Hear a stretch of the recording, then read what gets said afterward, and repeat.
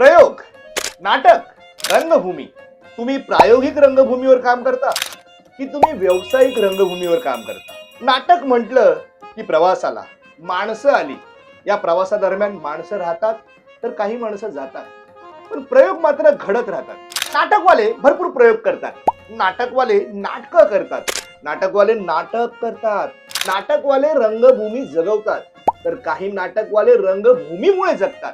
तर कमीच अशी माणसं असतात जे रंगभूमीवरती नवनवीन प्रयोग करत असतात.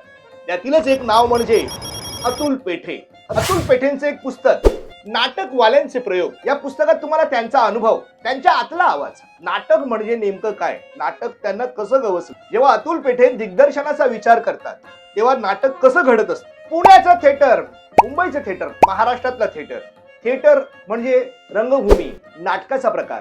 प्रत्येक रंगकर्मीने आपले विचार नाटकातून मांडले. काहींनी त्याचं दिग्दर्शन केलं तर काहींनी लिखाण केलं. नाटक करत असताना अनेक माणसं आपल्याशी जोडली जातात. लेखक, दिग्दर्शक, कलाकार, संगीतकार, नेपथ्यकार. तर तसाच काहीसा अनुभव अतुल पेठेंनी नाटकवाल्यांचे प्रयोग या पुस्तकात मांडलाय. तुम्हाला जर नाटक, नाट्य प्रकार, नाट्य प्रयोग, नाट्य प्रवास हा जर अनुभवायचा असेल तर अतुल पेठेंचं नाटकवाल्यांचे प्रयोग हे पुस्तक नक्की वाचा.